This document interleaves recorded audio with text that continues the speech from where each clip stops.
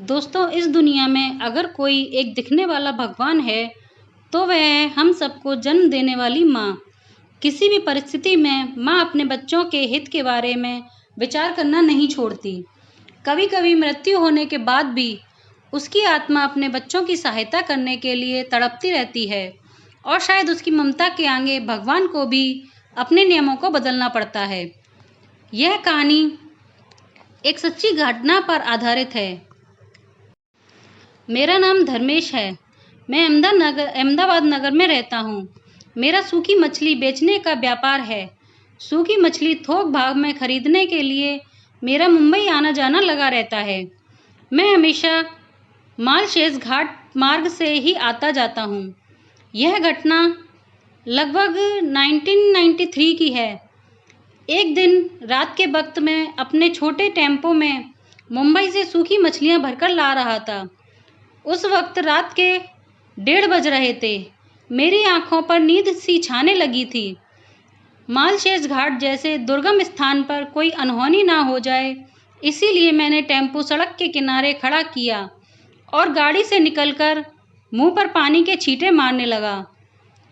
तभी अचानक एक औरत मेरे पास दौड़ते हुए आई और रोते रोते बोली, मेरी मदद कीजिए, हमारी कार का एक्सीडेंट हो गया है।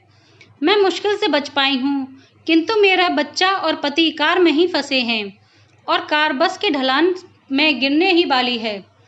मैंने भी 1 सेकंड की भी देरी ना करते हुए उस औरत को अपनी गाड़ी पर बिठा लिया। वह मुझे एक्सीडेंट वाली जगह पर ले गई।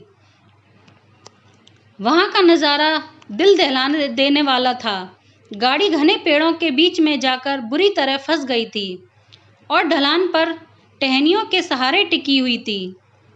पेड़ और टहनियों के बीच में फंसी उस गाड़ी के दरवाजे खोलकर किसी भी तरह बाहर निकलना लगभग नामुमकिन था। यह सोचकर मैंने पीछे मुड़कर उस औरत की ओर नज़र डाली, पर वह मुझे कहीं भी नहीं दिखी। थोड़ी देर बाद मुझे उसके बच्चे के रोने की आवाज़ आ रही थी, इसीलिए मैंने अपना ध्यान उसे बाहर निकालने पर लगा दिया। उस फंसी हुई गाड़ी में काफ़ी अंधेरा था, किंतु सड़क के उस पार से आने वाली लैंप की धीमी धीमी रोशनी में मुझे पीछे की सीट पर बच्चा दिख गया और आगे की सीट पर 2 लोग थे। जो ड्राइवर सीट पर था वह शायद मर चुका था, क्योंकि उसकी बाजू से निकलने वाली पेड़ की नुकीली टहनी उसकी गर्दन में घुसी हुई थी। बहुत ही डरावना नज़ारा था। गाड़ी भी कुछ ही मिनटों में गिरने के इशारे दे रही थी। उस वक्त रात को सड़क बिल्कुल वीरान थी। किसी से भी मदद की उम्मीद लगभग ना के बराबर थी।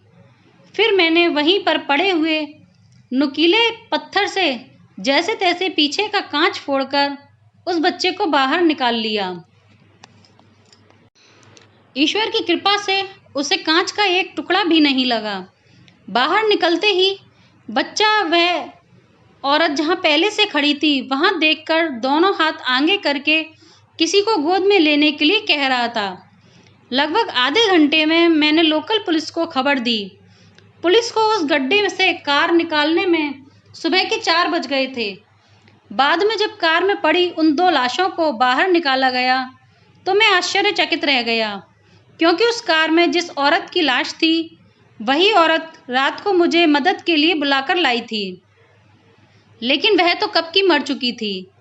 फिर जब मैंने उस बच्चे की तरफ देखा तो मुझे पूरी बात समझ में आ गई कि वह औरत तो मर चुकी थी, मगर उसकी ममता नहीं मरी थी।